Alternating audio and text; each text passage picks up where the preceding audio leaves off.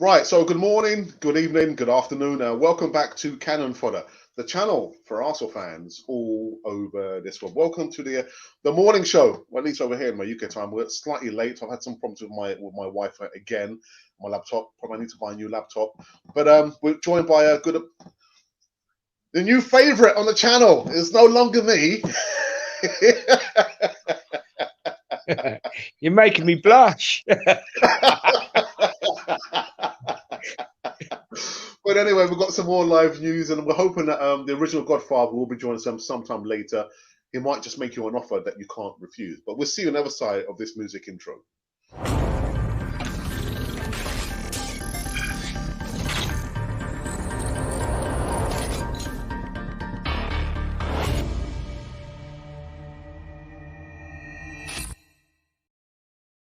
Yes. Welcome back to Cannon Fodder, the channel for Arsenal fans all over this world. Yes, the morning show.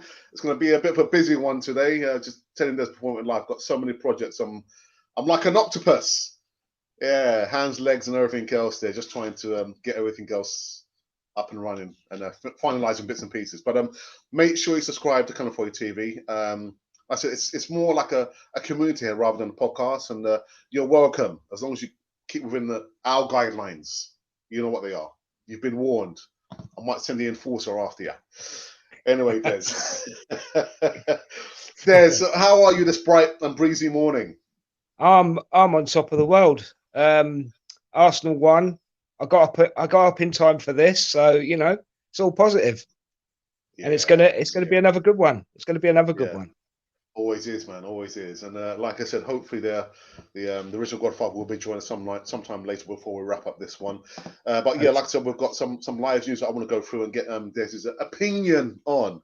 And the first of which is the W man. Yeah, Mark Lawrence, ex-Liverpool legend, actually says that he just describes William as distinctly average. Yeah, he said this on the BBC Radio 5 Live, and that the winger has been distinctly average this season. The Liverpool legend made the comments about William during the Premier League game against Sheffield United, where we kind of ran out winners for 3-0. We kept a clean sheet. William did not start the match, but the former Chelsea star came on in the 69th minute as a substitution. And Lawrence went on and said, well, distinctly average, and I would imagine he's on an awful lot of money. There's a lot of money. Totally. But I well, no one's got anything positive to say about the W man this season, have they? There's no positivity around him whatsoever.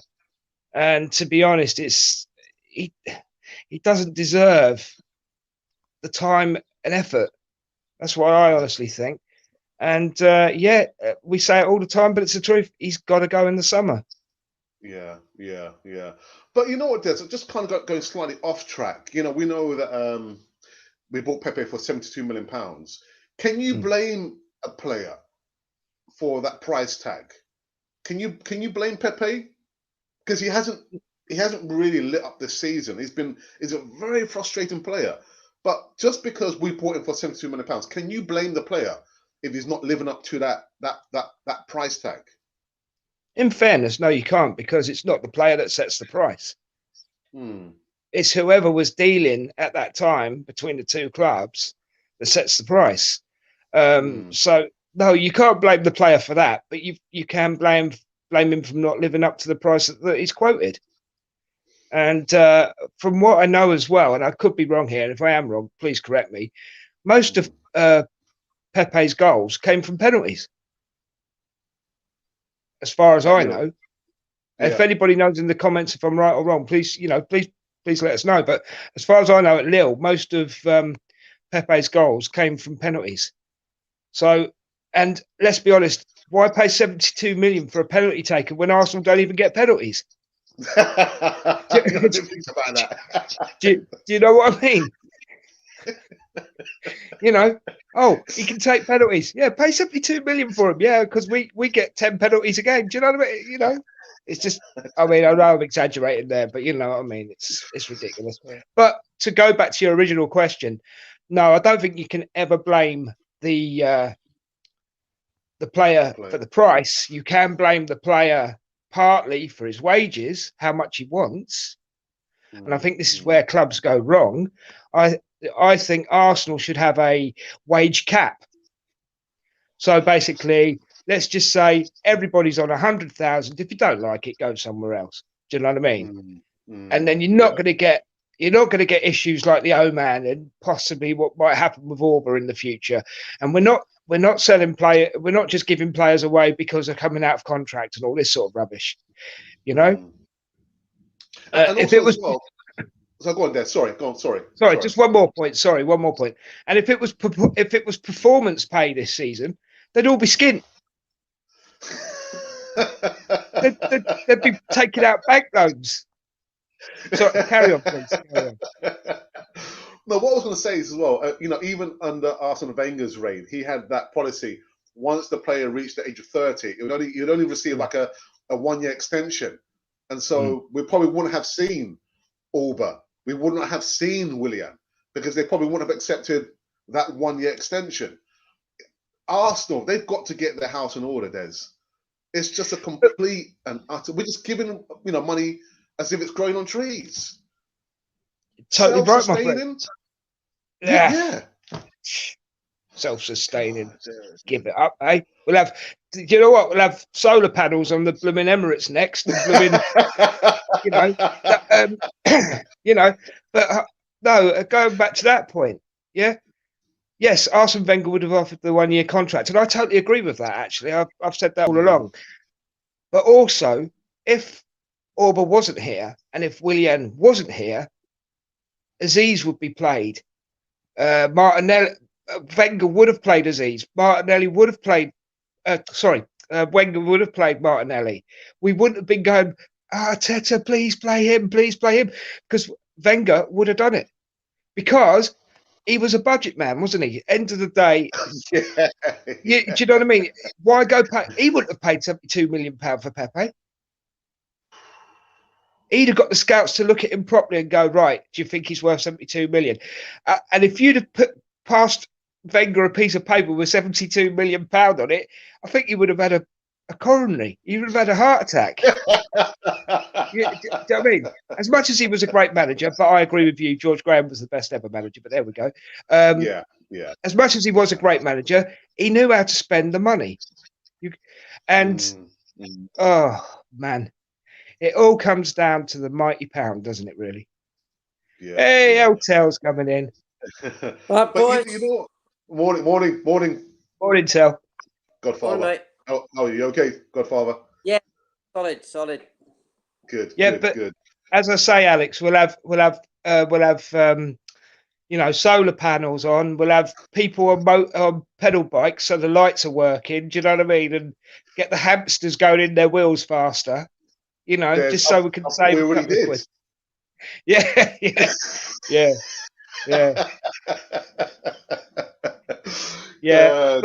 But no, Pepe 72 million. We could have spent that money. We could have bought 3 or 4 players for that price. Yeah. And we wouldn't have the problems that we're having now with people having to fill gaps where they don't usually play. You know what I mean? Godfather, we've just been talking about. There's a report from Mark Lawrence, ex Liverpool legend, just saying that that W Man was distinctly average, and he must be on a lot of money. But just going slightly off track, I was just asking Des, can you blame a player such as Pepe for his price tag? Can you blame him for the value, the money that we paid for him? He's not produced the goods. No, you can't blame him, but if you do, there's supposed to be a thing called due diligence, isn't there? And when you're throwing around that kind of money, then there has to be a sort of a reckoning, which I think happened. I think the guy, I forget his name, but the guy that Kroenke paid to come and look at what was going on, straight afterwards, Rail left, and it was all very much hushed up, which is the Arsenal way, which is fair enough. But that's yet one more reason why they will be keeping Arteta, because I think he's playing to borrow a cricketing analogy, he's playing with a straight back. He would have been horrified himself at what had been going on. And yeah, so you know, it sounded like well, I'm almost certain it's a complete fiddle, and Raul has vanished. Nobody's ever heard of him since. What do you need, Joe?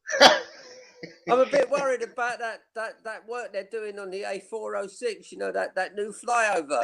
I hope he doesn't become part of that. We haven't seen Raul because of his 60 million he pocketed off the Pepe deal. That's why you haven't seen him. That's why he's disappeared. Yeah. Exactly. No, but there must be due diligence over that, and totally. they've looked at it and said, well, you know, there's a fiddle gone on here. I personally, I've, you know, listen, he's got certain characteristics, and I can see how you can make a YouTube channel of his best bits, but his approach work is absolutely abysmal. His ability to receive the ball, he hasn't got really a football brain, but he's absolutely dynamite once he's in the penalty area. But you know, teams know just to keep him out of the penalty area, and it's a real shame. And Arteta, I'm pretty sure, will be hoping that he has a few good games, and so will Stanley Kroenke. Hope he has a few good games and then sell him. But what would they get for him? Would they get 25 million for him? I don't even think you'd get that. I don't think you'd get that. No, maybe you could throw in something with him. I don't know, like we talking about a hamster there, was it? Throw in a hamster. Yeah.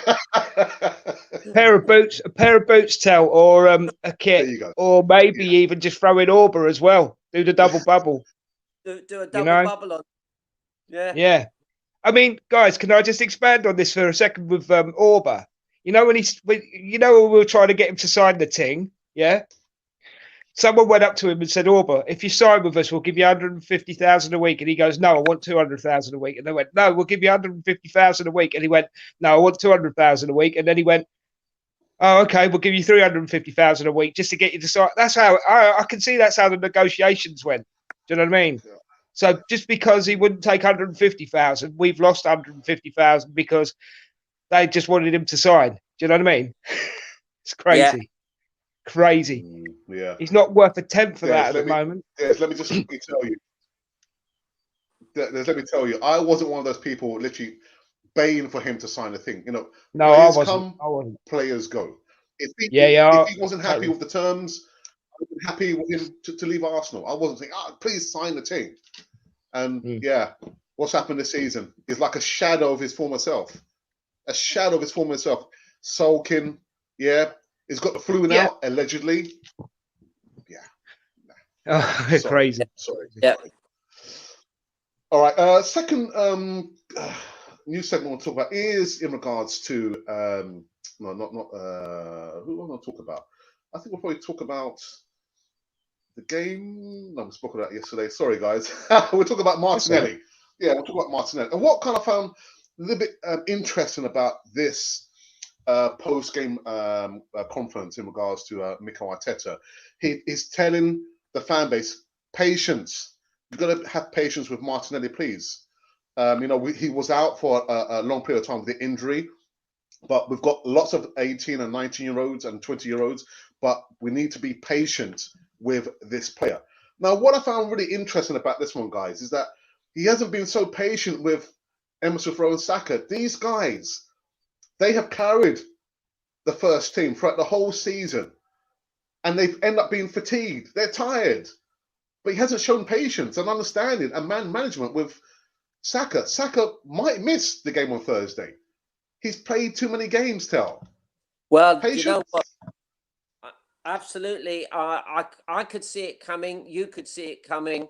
You know, he knows his best players are his younger players, but he's. I remember Wenger saying actually that a player in his sort of late teens and early 20s isn't fully developed, and you've got to go easy on them and bring them through. Talking about your hero Liam Brady, you know, it's only when Liam got to about 23 that we suddenly saw a world-class player. He was very good. You could tell he was a good player, but you've got to be careful not to overplay them, and that's exactly what's happened.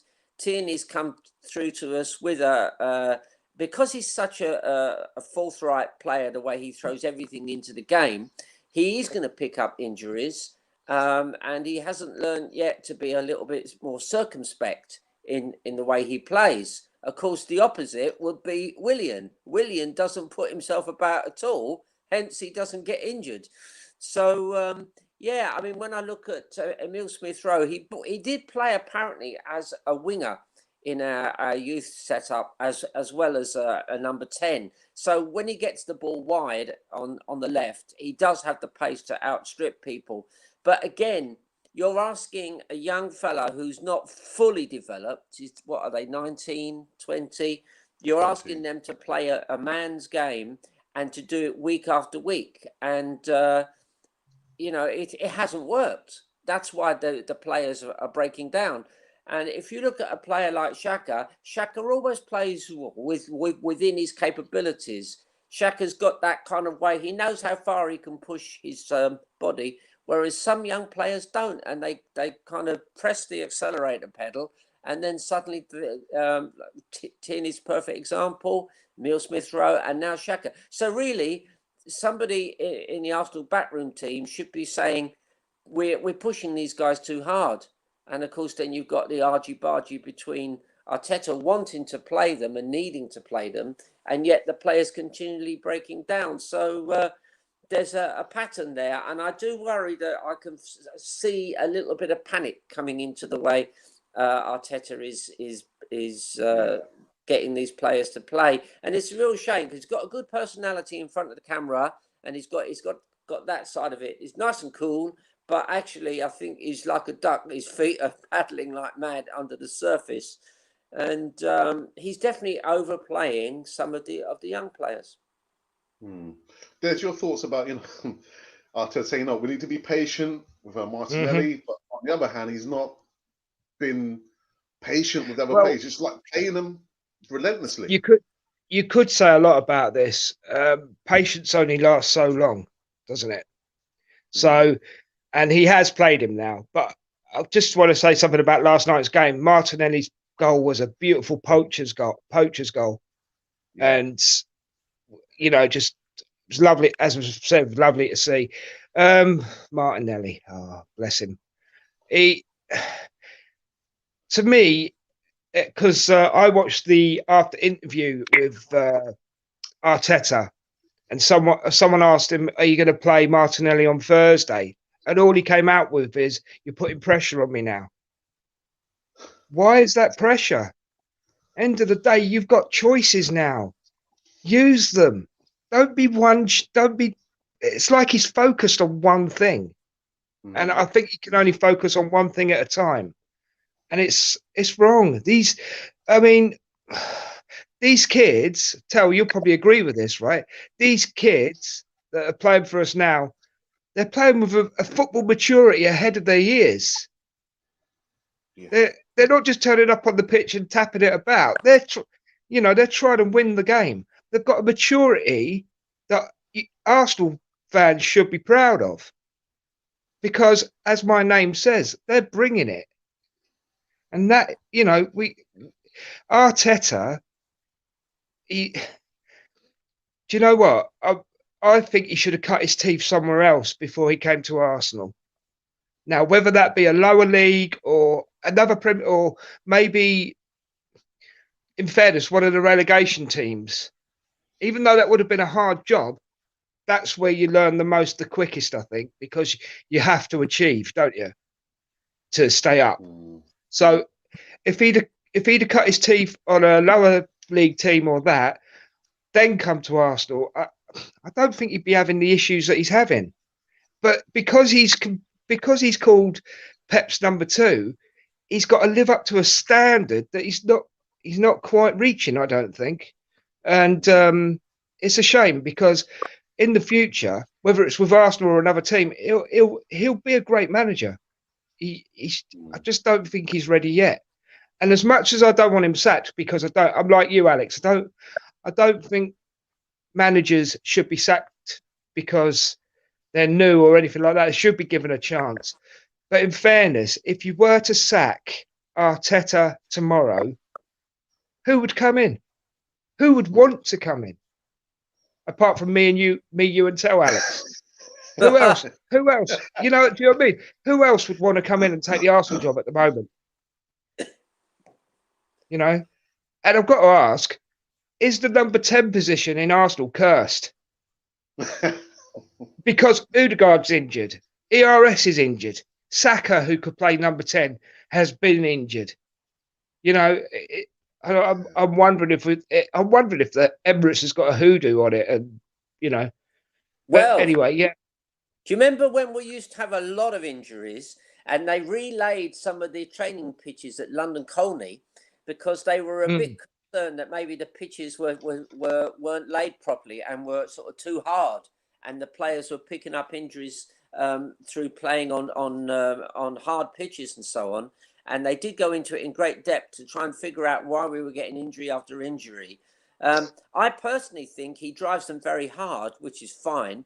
But I think that's where they're picking up injuries, because they are doing more than their level best. I think he does motivate them. And it is the number 10s every time. But then, of course, every time we have somebody that's good at number 10, we keep making him play like Emile Smith-Rowe as a left winger. Now, yes, he used to be a left winger, but that requires a massive burst of pace. I mean, if you look at the guy at Wolves, what's his name? Adama Traore. I mean, the build of the guy. And I remember when Kenny Sansom joined us, and he played against us for Crystal Palace. I'll never forget. I was down by the sort of dugout in the old Highbury Stadium, and Kenny came across my side in the Crystal Palace change kit. And I have never seen a guy with thigh muscles like him. And that's what people like Michael Owen and anybody that has that burst of pace, they have this enormous pack of muscles there. And, you know, and yes, they are built strong. They're pull hamstrings, of course, and that's what finished Michael Owen in the end. And my worry is that we're kind of making players play and making them play with this massive burst of pace, when actually they aren't designed for that, you know. And Traore is, because he's built himself up. I mean, if you've seen photographs of him 3 years ago, he was a lightly built guy, and he went into the gym and built this massive build up. So I do worry that we're making players play at enormous pace, and they haven't built the physical qualities for it yet. So there's certainly a query over that, because Des is exactly right. We've had three number 10s, all of whom have broken down. We've definitely overplayed Tierney, and he's broken down again. And you know, we've got to relook at why we've got. I mean, Arteta said we had too big a squad, and now we're finding we haven't got enough number 10s. So there's a kind of a mismatch there. And I do feel the team don't look as though they've settled into a groove. You know, you knew when the Invincibles and Wenger's teams were there, they tended to settle into a groove, and they knew where to be, what to do, and they played within themselves a bit. This team looks to me sometimes like, which is why they're breaking down, as if they're busting a gut all the time, apart from the W man, of course. But so there are certain players, and particularly the young players, who have been pushed too far too soon. And I don't want to say Arteta's in panic mode, because I don't want to see him go. But I actually think, I was watching at the end of the match, Stuyvenberg, who's the guy who sits there with the computer, he smiled, and they kind of winked to Arteta, and him winked. So they'd obviously planned, because looking at Sheffield's strengths and weaknesses, that they'd obviously planned how to play against them, and it had worked. So that's fine, and you never see him in front of the camera. Steve Round is always there. He does a lot of the training and stuff. And I do worry that Arteta hasn't appointed somebody nice and strong alongside him. Sometimes let your assistant manager talk to the press. don't always take it on your shoulders. And because he's a young manager, what is he, just turned 39, then get a nice strong character in there who's in their 50s, who's seen it and done it, and let them take some of the flack all the time. Because maybe Arteta does it because he wants to be seen as a bit like Wenger, I'm the main man. But actually, I don't think it works like that. And I think if you've got a really strong deputy, then you can defer to your deputy from time to time. So, and maybe a deputy would be saying what I'm saying to him, you know, you're overdriving these players. That's why they're breaking down. And then Arteta will have a conversation. Yes, but if we don't play them, we aren't good enough. Fine, have that conversation. And then if we aren't good enough, then you know you've got to recruit in certain areas. But there's a lot of conversations around this. But at the end of the day, I think, yes, Arteta should have gone elsewhere and cut his teeth in a lower division club, maybe. But that hasn't happened. I do worry because Everton was one of his previous clubs. And I do worry that Arsenal will jettison him sometime next season. And Ancelotti will leave Everton, and then he'll go to Everton and have a sparkling career because he's made all his mistakes at Arsenal. So, I mean, I don't think he's any worse than Emery in terms of, you know, wins and losses and points won and so on. But I think he's got a higher ceiling than Emery. And I like his tactical innovations. That's the way the sort of game is going.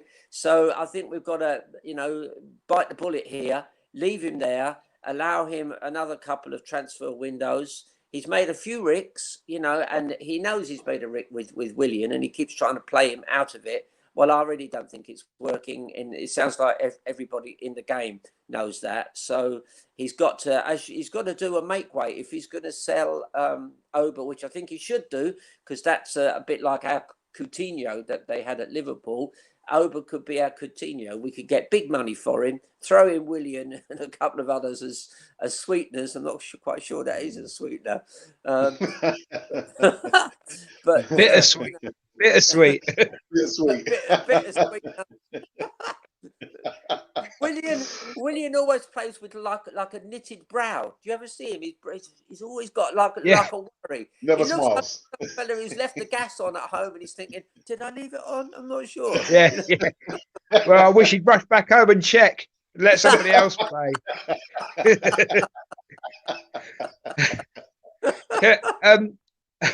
Tel, you made some absolutely brilliant points there, right? But you didn't answer my question.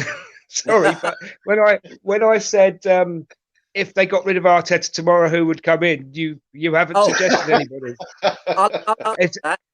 I'll answer that. They will not get a big manager in because a big manager. Several of the names that were put up before we got Arteta would have wanted a war chest.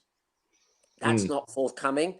They would have wanted a bigger salary than Arteta's getting. I know he's getting a big salary, but it's nothing like somebody who's very experienced, sort of Italian guys get. So he was the cheaper option. He's got a higher ceiling, but there really isn't anybody around. I mean, Arsenal do like appointing managers that have played for them before, hence George Graham, you know, and George Graham did a fantastic job.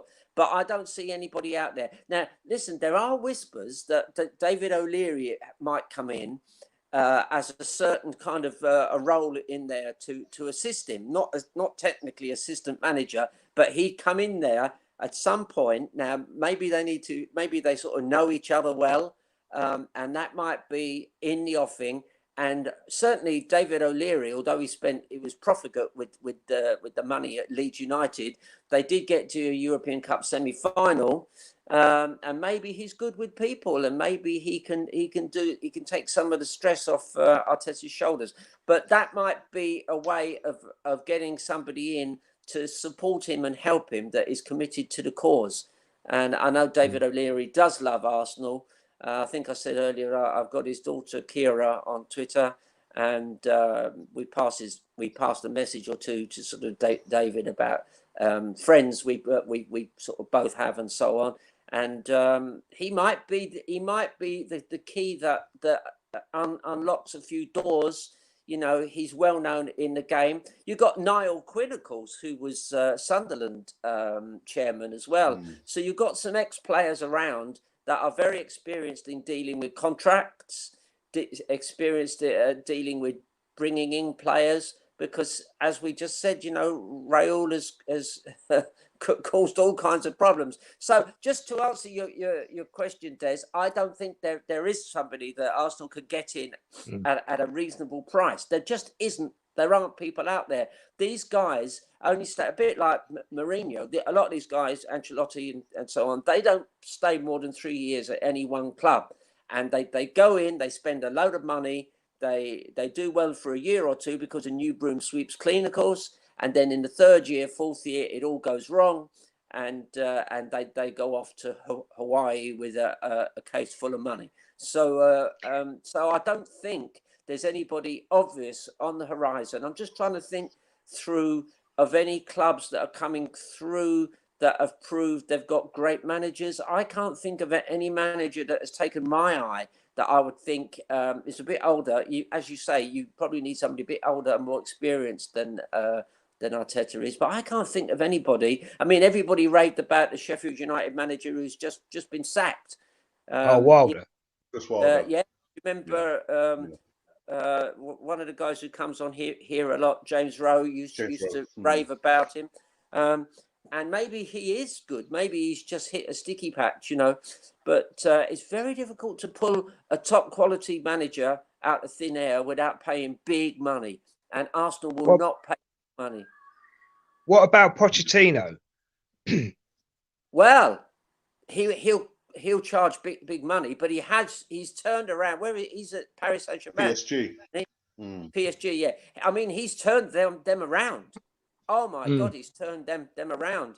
And it wouldn't be the first time that Arsenal have pinched a manager or a player of Tottenham.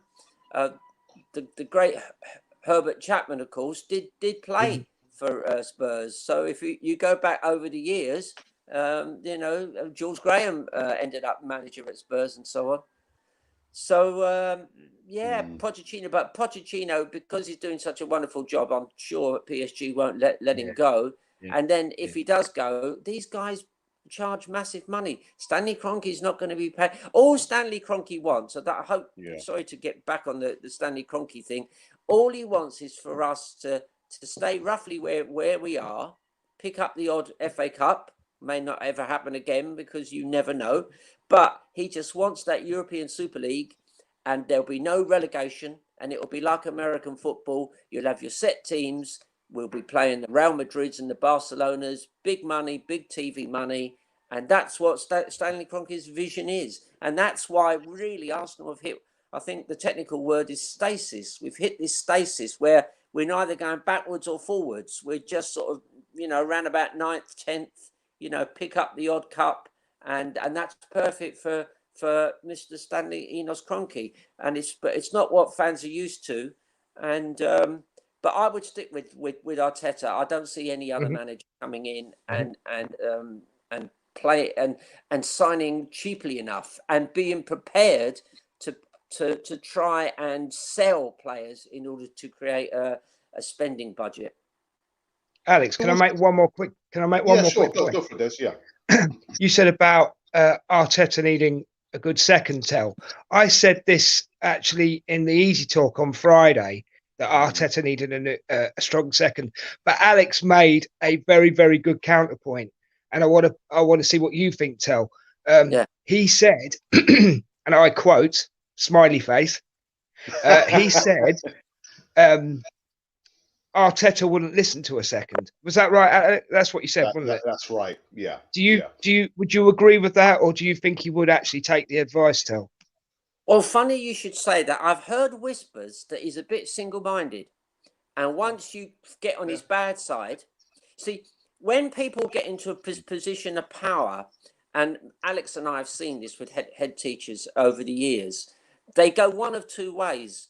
And they either become super confident and listen and run a collegiate approach, or they get terribly single-minded because they're suddenly at the top of the tree, and when the tree starts to shake, they're worried about falling off. Now, good managers, and Sir Alex Ferguson, who very nearly came to Arsenal and unfortunately didn't, he was good. He was very confident in himself, and he appointed very good deputies. And he kept them for 2 or 3 years, got the best out of them, and then changed them, and just kept rotating it. Occasionally, he'd let his deputy take the press conference and so on. And I do worry that Arteta is trying to make himself the focal point of everything, as Arteta did. Sorry, as Wenger did. And I think that's outmoded. I certainly wouldn't do it. I would always have a strong deputy. They often say that, what was the phrase? Weak managers appoint weak deputies, and strong managers appoint strong deputies. So if you're strong in yourself, you don't mind having a strong deputy alongside you. And I do worry that Arteta is trying to run the show himself. And it doesn't work like that nowadays. You've got to have a strong deputy, and especially if you've got a deputy who was maybe 15, 20 years his senior, then get him in, let him talk about the game from a slightly more mature point of view, with lots of experience. I mean, Alex and I know, when you hit difficulties with managing people, then you run back in your head and you go, what way did I deal with that in the past? Or did I see another teacher or a head teacher dealing with this in a different way? And you can't be experienced, and it does sound to me as though he's getting people's backs up and he's single-minded. Now, that can be a strength, but my God, it can be a weakness. It's a weakness when things start going wrong because you've alienated people that you need to keep on your side. So, I think the order of the day would be that maybe Steve Round or somebody in his position moves on. I think Arteta got him from the Welsh international setup, so it was something to do with the Welsh national soccer team, and maybe he points somebody that can do a similar role, but maybe has a different slant on things. But I would definitely give him more power over the team and not have just one person, because when you're on your own at the top of any organization, it's a very, very lonely place.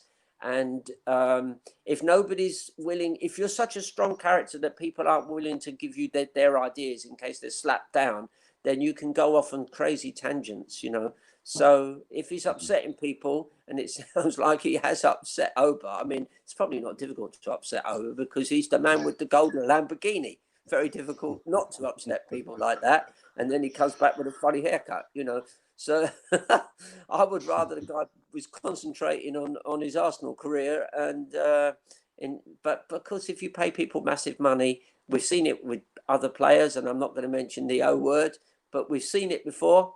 You pay them big money, it all goes to their head.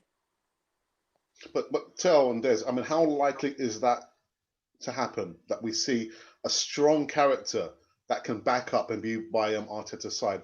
I wanted to qualify why I said I don't see Arteta as being open-minded, because when we saw the incident that happened with David Luiz, he was clearly concussed, and a strong number 2 would have said to Arteta, "Listen, we can see he's glazed. Do not play him. Get on another sub." But he played until the second half, and then we saw what happened with Thomas Partey. Got injured, North London derby. He's jogging off to Arteta, and Arteta's pushing Partey back on. A strong number 2 would have said to Arteta, "Look, the guy's injured, get him off." But Arteta, I don't think he's that open-minded to speak to somebody else. It's not going to happen. It's not going to happen. I can't argue with that point. You've hit the nail on the head, especially with the Luiz and Partey incidents. Yeah, you've summed it up, Alex. But there's even, we just spoke about the youngsters, that they are fatigued because he's playing them relentlessly. A strong number 2 would say, "Look, let's try and manage the youngsters, a lot better. We can't ask them to play 38 games, not even including the cup games. The Premier League's a long old season." And I always talk about, Ødegaard. I love Ødegaard, don't get me wrong. But with Emerson Rowe, I thought the idea always was supposed to be Emerson Rowe would play maybe half, until he's tired, and then we bring on Ødegaard. I didn't ever think it was going to be both of them playing at the same time. And do you know what? Injured. Do you know what, Alex? At first, when you said that, I disagreed with it because I just wanted to see the talent on the pitch. But now that's come back to bite me, because your point is totally true. Because Odegaard is now injured. So Yeah. Emma Smith Rowe could have gone into number 10, but he can't because now he's injured. Yeah. I mean, don't get me wrong, hindsight is a very great thing.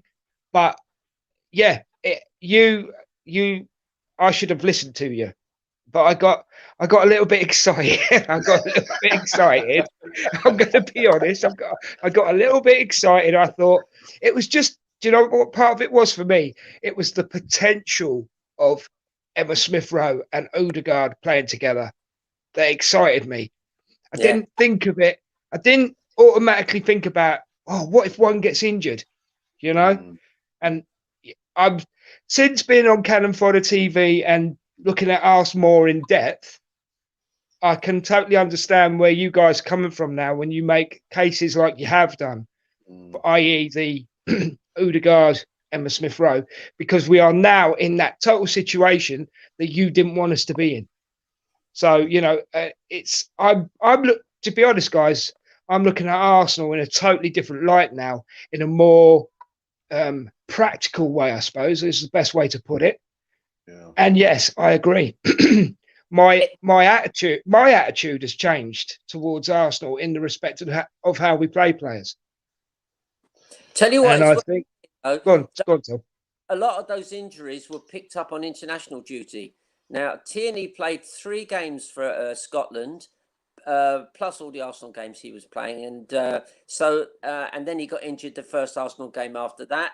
Odegaard got injured on international duty, and so did Emile Smith Rowe. So not only are they coping with all the Arsenal fixtures, and when you start doing well in cups, you get extra fixtures, but then I think just at the wrong time of the season, just when players are tired, and that's when injuries start to occur, suddenly they go and play 2 or 3 games for their country, and obviously they're going to give everything. And then it's not by chance that the players have broken down. 2 of the 3 broke down on international duty, actually not while they were playing for Arsenal. And then Tierney broke down straight after. So I think we've got to look at this international football. I mean, I don't know about you guys, but I rarely watch it these days. It doesn't interest me. I remember when France won the World Cup the following season, early in September, Arsenal played just a friendly game against France, who just won the World Cup, and Arsenal beat them 2-0. And they said to the French manager, was it Michel Platini? They said, how can a club team beat a World Cup team that has just won the World Cup? And he actually said, because club teams are better. So actually, I do believe that a really top club team, because they can pick from around the world and get that kind of gelling of a team over a whole season, can be better than an international team. So I really I'm not particularly interested. I know it's nice to see your team play from whatever country you support, but I don't find them interesting. I find them, especially the way England have been playing for a while, and Ireland hasn't had since Jack Charlton left, we haven't been great. Even if you've got your foot in 2 camps, like I have, you know, it's not a lot to watch. But you know, Ian Wright spoke about the issue that we've put so much responsibility on Xhaka's young shoulders, and he could see this was going to happen. And Des, you brought up a wonderful point about Saka and the youngsters, that the oppositions, they're going to target our youngsters. They're going to close them down, whatever it takes. You know, maybe take a yellow card. But Saka, I'm wondering whether he's the most fouled player alongside Emile Smith Rowe. You can see it. You could have seen it, you know. But I do worry about the man management of Arteta, and he needs a strong number 2 to say to him, "Look, Arteta, there's no excuse. There's not. You look at the highlights, you can see how the players have been playing. You know, in training, you can see that they're fatigued. They're fatigued. They're tired." Alex, that somebody published a thing of the number of fouls different teams have committed, and we've committed fewer fouls than any other team in the English Premier League. So we're coming across as softies. We haven't got a hard man. We haven't got somebody who will go out there and protect the young players. And back when I used to watch football, Arsenal, we always had at least one or two hard men in the team. And when they wrote their biographies, their autobiographies, they always said that when you had a young player, we had George Armstrong coming on, 5'6", a bundle of tricks, but a young player. If he started getting kicked around, Peter Story or somebody would go over to the player kicking him and saying, "You start kicking him again, and I'm coming after you. Let's get this sorted out." Now, I'm not suggesting we become a dirty club, but we could do with a bit more steel in this team. And we could do with somebody saying to the opposition players verbally, "I'm going to protect him. If you're going to kick our players up in the air, these 19 and 20-year-olds, then you'll have me to deal with." So we could do with a little bit more steel and a little bit more of that in our team. And maybe that's gone round. Maybe in the Premier League, people are saying, "Oh, you can stop Arsenal. There's 5 or 6 young kids. If you kick them up in the air, they won't kick back and they'll go down injured." And that's exactly what's happening. And Saka's injury was from a foul. So sorry. I'm just going to call my wife. Yeah, Sam, get me football boots. Arsenal need me. Yeah, apparently someone's been kicking the kids, love. I've got to go and sort it out.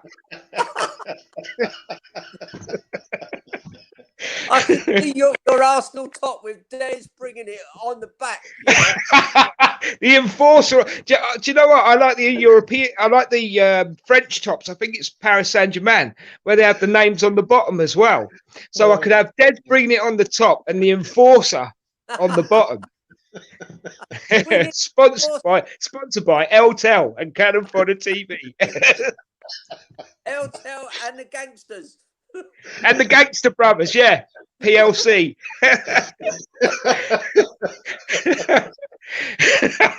Oh dear. Oh dear. And what I'd just like to make.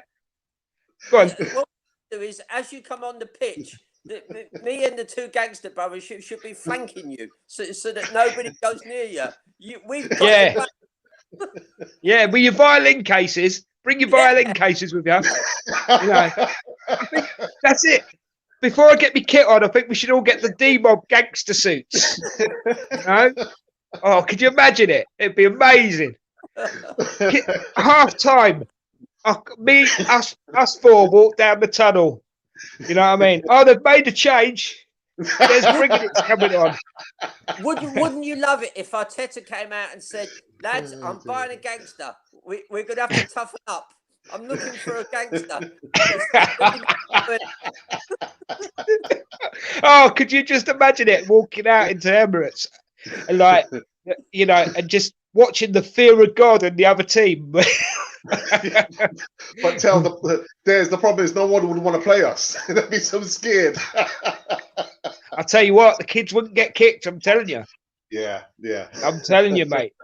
I mean, yeah, we had a lad at school. His name was Doug Ellis, and he was called Chopper. He was 6'6" at 15, and he was a defender. Oh, mate, sliding tackles. He could have. The thing is, he could have started a week early and still got to you because of how tall he was. But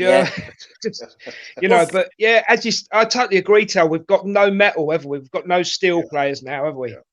I Go on. I remember Arsenal players coming on like our enforcers, and they would be wagging their finger at the opposition and saying, "I'm not." You couldn't see what he was saying, but you knew he was saying, "If you're going to do a roughhouse here, you'll have me to deal with." Well, I would even say that Bergkamp, in fairness, was an enforcer, and I'm going to explain why. Because he was such a strong player with the ball that you could build a brick wall. Bergkamp wouldn't care; he would run through it, and he wouldn't take any messing from nobody, and that's the problem. Yeah, this is the wrong side of it, but you'll know what I mean. Arsenal players don't know how to dive. That's why we don't get penalties. Yeah. You know, we don't know how. We're so like, oh, I don't want to go down. You know, we don't know how to dive, so we can't get penalties. I mean, did we have a shout yesterday? Do you think that was a penalty, or to you was it outside the box? Because to me, it was inside. But well, I think by the spirit of the law, it should have been a penalty. Right. But you know, he was going into the area, and it might have been an inch outside the area, but by the spirit of the law, he was brought down inside the area. I thought, you know, that Ampadu, do you think there's anything to do with the Ampadu that played for Arsenal? Does anybody remember Kwame Ampadu that played for Arsenal? Yeah. No. He was he played for Ireland as well, I think. He was a mixed race guy, and then I think he went and played he was a trainer at Chelsea, if I remember rightly. And when I saw Ampadu's name come up there, I thought to myself, I wonder if this has anything to do with the Arsenal Ampadu. That's just an aside. But yeah, I do think in the spirit of the law, it should have been a penalty. Actually, the ideal guy to get in the area with the ball, because he always looks as if he's falling when he's playing, of course, is Pepe. Pepe looks as though he's been fouled, and as he addresses the ball, his limbs are here, his arms are there, his legs are there. If he does that in a penalty area and just falls over, he's bound to get a penalty, you know. Yeah, but he dives like a belly dancer, Tell. I'd toughen the boy up. Oi, Pepe, sort it out, son. Stop kicking your own heels. Sort it out.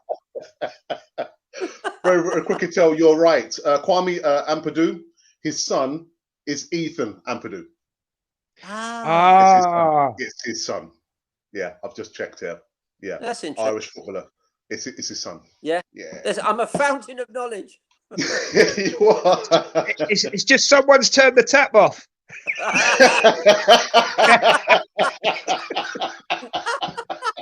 Sorry, Joe. I'm only joking. I love you, really. I love it. That's beautiful. Take your foot off that hose pipe. Tel's trying to tell us something.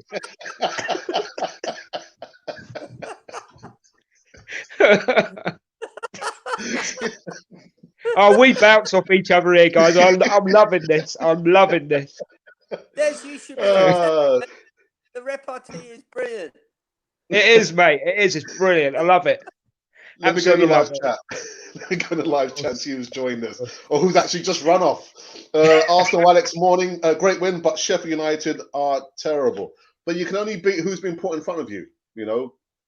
How many times has Arsenal been tripped up by like the team that's at the bottom or in ultimate place there? But you can only beat which teams have been put in front of you, and we've got the job done. That's the most important thing there. Got Sarah who says, Shah says, hello. Fans were saying to pay him what he wants, and he was worth it. It's not the fans' money. I think he's on about Orba. I think he's on about Orba. Right. Yeah. That I didn't. Yeah. For me, either way, if he signed, he signed. If he didn't, yeah. Well, anyway, he's here. Levan J, morning. Says, morning, guys. A great win yesterday, but Thursday is the most important. Come on, you Gunners. Make us happy on Thursday, please. It all depends. Is he going to play the same 11? No, he's not. He's not. No. Would you? Tinker man. Would you play the same 11 guys? I would. Yeah, I would. Would you, Tell? Definitely.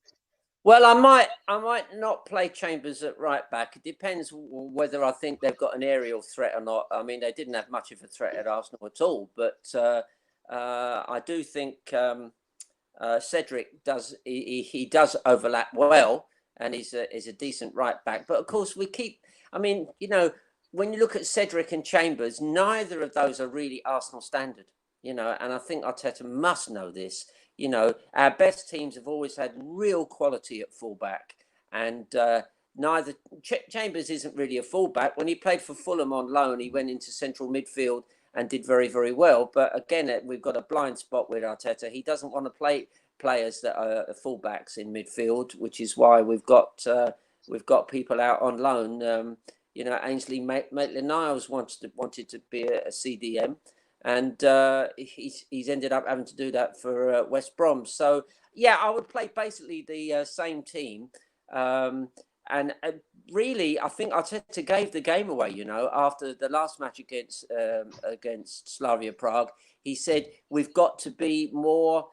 We've got to surprise teams more. So I think the tactical innovation he did.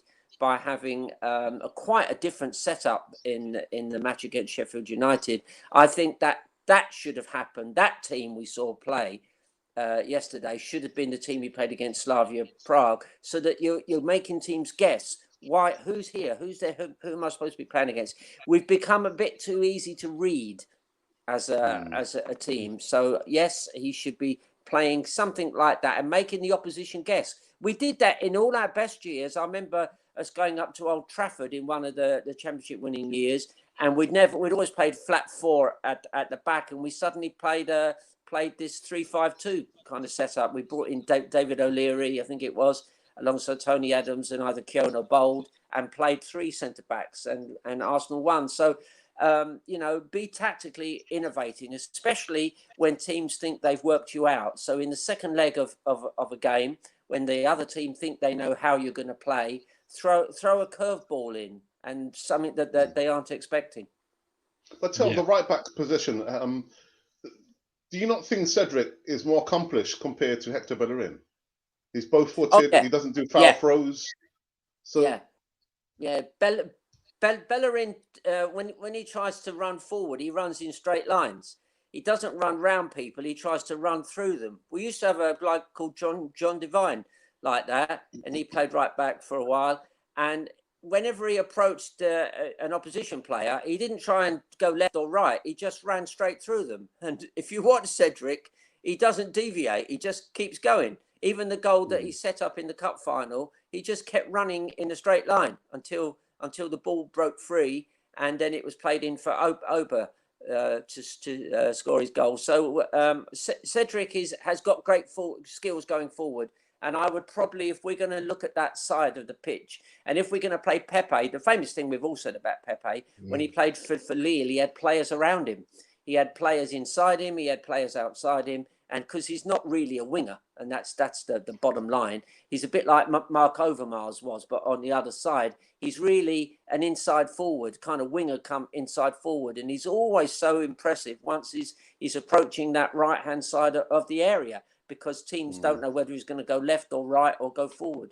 So, Pepe plays well when he's got Cedric behind him. Or outside. Yeah. He doesn't like it when Bellerin's there. No. And he plays better still when it's Ødegaard is on that right-hand side as well. But I noticed that, yes, but I didn't want to say anything. I'm trying to keep calm on Ødegaard today.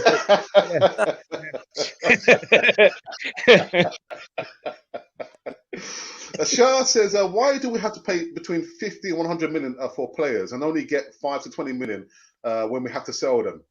Des? That's a very good question. It's because we're bad at making deals. I think whoever's making deals for Arsenal at the moment is we want this player so badly, so what's your top price? And instead of going in and saying, I was saying it before, Arsene Wenger would have gone and paid 5 million for somebody. Do you know what I mean? I know you can't do that today because I know football changes and it evolves and everything else. But instead of going, okay, you want 50 million, you want 100 million, would you take 75? Do you know what I mean? We're no good at negotiating. I don't think. We like someone. I don't know. Let's say it was Mbappe. Yeah. You go to Paris Saint-Germain. You say Paris Saint-Germain says, "Oh, we want 110 million." Yeah, or something ridiculous like that. Arsenal would go in and say, "So we guarantee him. We'll pay 120 million." And then we don't guarantee them because when they come to us and we say, well, what's the package you want or what we're offering, they don't want it. So I don't know. I think it's internal. It's totally internal, and it's totally we can't make the players happy if we try and sign them, and we're not offering the right price that's good for the club. That's what I think about it. But Des, didn't we buy Martinelli for around £5 million? Well, yes, I know. I was going to, and that's what I mean. Look, and on £5 million, right, for Martinelli, who we hopefully will get 4 or 5 years out of on a good run, is going to pay dividends because he's a goal scorer, he's skillful, and you're going to make. End of the day, football's a business, isn't it? You're going to make money on him. Do you know what I mean? Yeah. So these are more of the sort of deals that Arsenal need to make to get us back to where we used to be. You know, I mean, I know we're the third. Are we the third or fourth richest club in the country? You know, and we're the fourth, are we? Yeah. So, I mean, we've got the money. We just, I mean, Kroenke. I hate to bring Kroenke up, but if Kroenke was to toss a coin in the air, it'd hit him on the back of the head before it hit the ground, because he'd be bending down for it before it hit the ground. Do you know what I mean? Yeah. You know, just spend some. I mean, Alex, I do agree with you to a certain extent where you say you don't want anybody to come in the summer. All right. Right. But if Auba went, all right, we've got Balogun. I know that. Okay.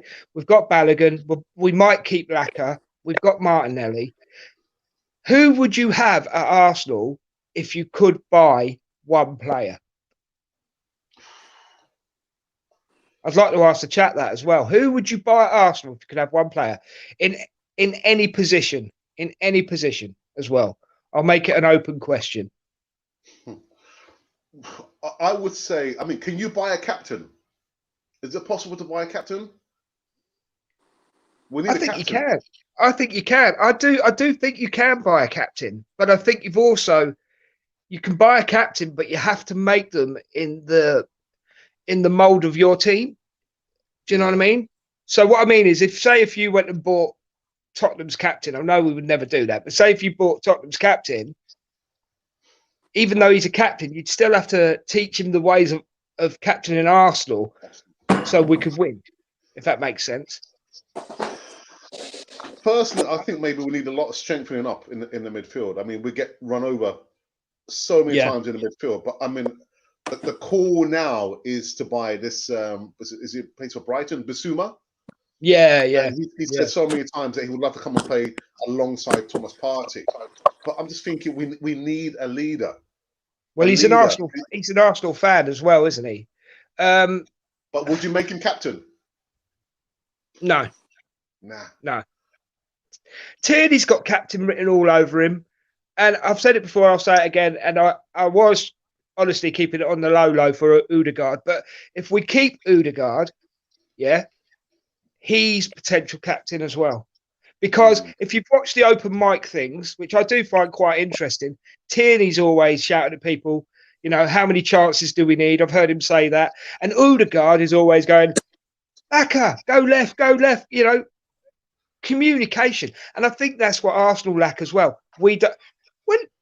Yesterday they were shouting their lungs out to each other to pass the ball. I've actually enjoyed it with no crowd noises, because you get more of a feel of what they're actually doing. You know, and half the games I've watched this season, we don't talk to each other. And Auba, how did he? It baffles me. How did he get the captaincy? What did Arteta see in Auba to say, yeah, you could be captain? You know, I'll tell you what happened there. That was part of the contract negotiations, and they tell him, we're going to pay you this amount of money, and then he goes, no, and we'll pay you more, and we'll pay you more, no. And they throw it all in, and one of the cards they throw in is, we'll also make you captain, and that will give you an extra 20 million a year. It's like an extra. It's a sweetener. It's a sweetener. Yeah, the cherry on. Was that the cherry on the cake? Was that the cherry on the cake? Do you think? Yeah. And of course, that's exactly the opposite of what it should be. It should be one of your determined. So either, actually, Tim Hogan made a good point that ideally, if your captain is in the centre of the pitch somewhere, either a central defensive midfielder or one of your centre backs, they're always in the ref's ear. They're always there saying, "Come on, ref, don't be silly about that," you know, and do it without swearing and effing and blinding, but and definitely talk more. That's what Jack Charlton, who obviously was a very good centre back for Leeds and England, he said he likes centre backs who talk all the time and tell your defensive midfielders where to be. And our great Invincibles team never got people running at them, because they had the screen of two very good our best midfielders, I think, that we've ever had was Vieira and Petit, and nobody ever got through them and got at Bold. Now Bold was so one-paced, it was unbelievable. But I never saw him run because he never got one-on-one. He never ever got. I could probably outrun him in a car park, you know. But nobody ever ran at Bold. Yeah, I could, you know, I could beat him round the supermarket, no bother. But you know, that's what that Invincibles team had. Nobody ever got a run at our defenders, and Barcelona at their heights were very like that. Nobody ever got at their back four, and of course, when Van Persie played against them in the famous match where he got sent off, I reckon that was also a fiddle. That was definitely a fiddle where, you know, the ref blew and the crowd, I mean, 100,000 people screaming, and he said to the ref, "Sorry, I didn't hear it," and he got sent off. Well, you know, so as soon as the only way to beat Barcelona was to try and get at their back four, and so few teams did it, you know. See, your captain. Oh, sorry, mate. Sorry. Just to say, that's what happened against Liverpool. I was screaming for us to just get the ball up and attack their two central defenders, which were very greenhorn players, hadn't been around a bit. And of course, when Liverpool then played, who did they play and lost in Europe? Was it Real Madrid or somebody? Yeah, it was, wasn't it?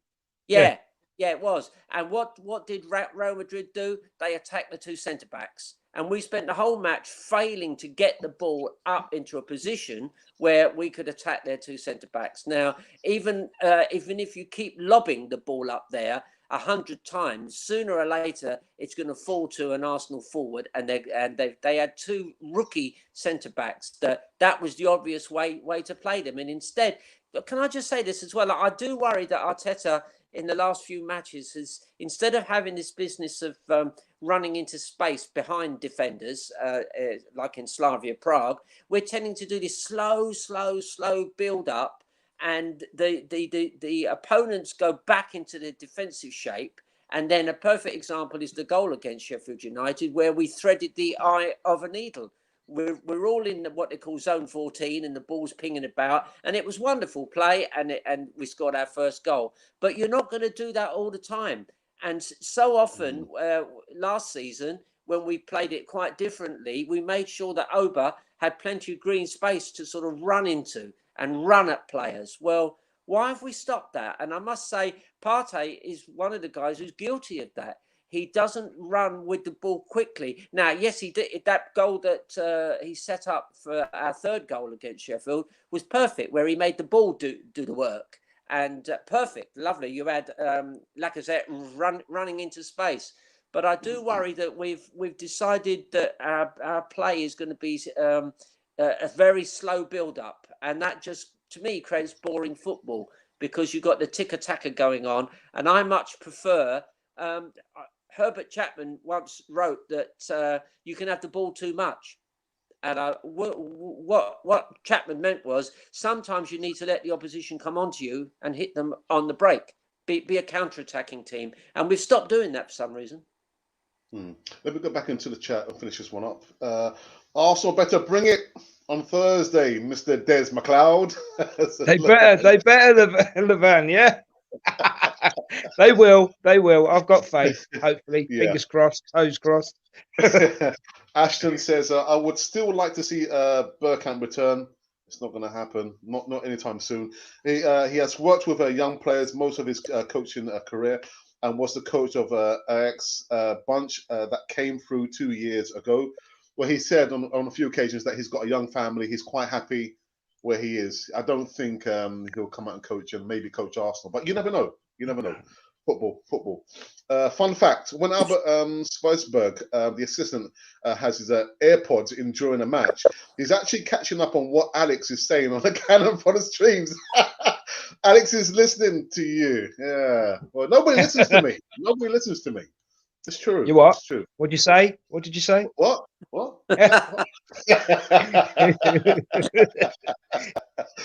Patrick Kelly, good morning. Morning, gents. The problem is the weak club mentality. We don't act like a big club. We don't demand success. If Arteta is not good enough, go out and get a top-class manager. But like we said, who's available, Des? Who's available? No, well, yeah. As we said earlier, there's nobody really. Nobody. So, you know. Oh, okay. Then let me just have one more thing about that. Then, so for all the armchair managers, right? If you're not happy, I can sum it up in this little quote. If you're not happy, go and get your badges.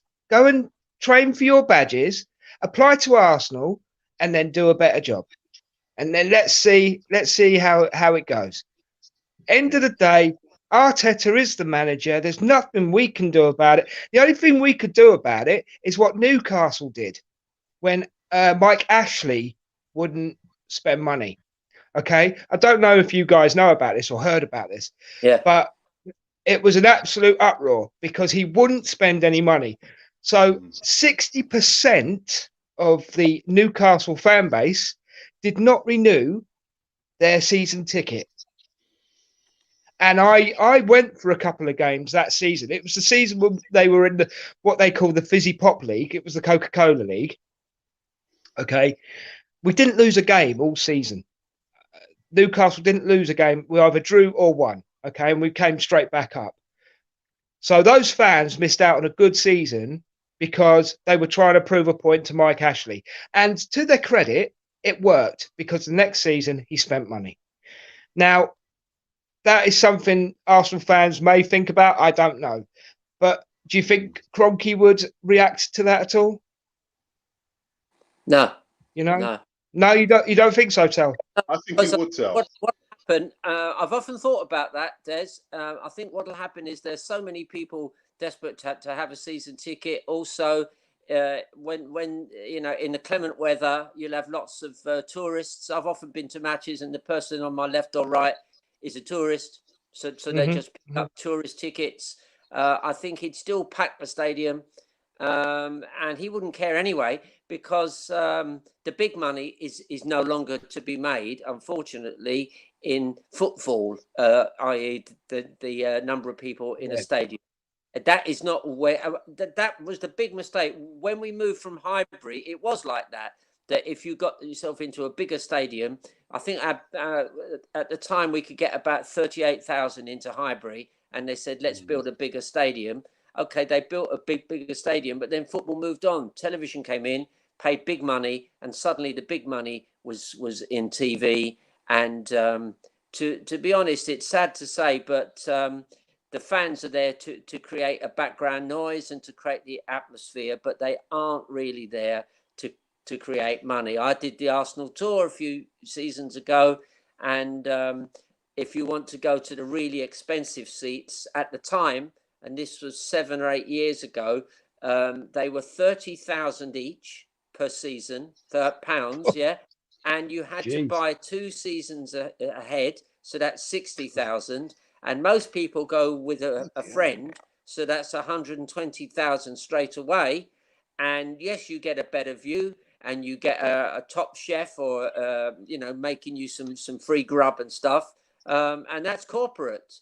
And I just couldn't believe it. And I looked up at you also get yourself a gold-plated hanger for your coat or jacket, and it has your name. It has your name imprinted on it, and they're all Arab names because they're the only people around London that have that kind of money, you know. And so that's what the corporate is. And I did spend a season in club level, which is around about 4,000, and it's a lot of money. And it was lovely, and you were lovely and warm at half time, and you could stay after the match, and you'd see the odd player walking past and so on. But that isn't even the best one. The one above that is the box level, which my son had a teaching assistant who was best friends with. What was his name? Big centre forward. Welbeck, yeah. And my son got in the box with Danny Welbeck's mum and dad, and they had all the prawn sandwiches and stuff.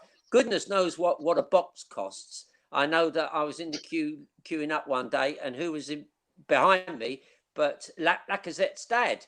And we got chatting, and I thought, oh, great, I'll get a photograph. And then suddenly he disappeared in a lift and up to box level. So there are, I mean, these people it's big money, but the sort of regular fan who spends maybe £700 or £800 on a ticket and that they've got schoolboys and they've got an old age pensioners bit where I think it goes down to about £400 or £500. But other than that, we don't create the big money anymore for Arsenal, and it's TV money has absolutely ruined it. We basically need another David Dean in, who's a visionary who can see it. But even he sold up, didn't he, and took his money. Yeah. Well, it's not just that as well. It's the 100 kits they bring out a season as well, isn't it? You know. Yeah. Anyway, I've got to call this one to an end. Actually, it's a shame. Because, no, we could have gone on for another 3 hours, Alex. I know, but I've got I've got filming to do. I'm going to be going from here to Islington, and Cannon to do some filming. My prequel to the video that my brother and myself did, like the Lost Years. But cool. I've got to go and do some filming. Nice one. But we're going to be back. We're going to be back at 5:30 UK time. Des, you're welcome to come back. Yeah. If you like to. Eltel, hopefully you can come back as well, later on. You know what, Des? What we should do, Alex, for him, we should do an outside broadcast from Mike Ashley's house in Totteridge. Egg it. Make sure you throw eggs at it, Tel. No, it's the #1 house in Totteridge, which is a very posh area. Wenger lives there. A lot of record producers live there. And it's so far back off the road. It's got these big Greco-Roman columns. And that's where all your money was going into buying that house and making it look wonderful. So, but if you don't know where it is, we'll take a photograph of it for you. I'll send down the spray paint so you can graffiti it for me. I'll just go quickly back to the international thing that we were talking about. I'm Scottish by birth. Yeah, I know I haven't got the Scottish accent, but I'm Scottish by birth. And what is international football? I don't know what that is. Careful, Des.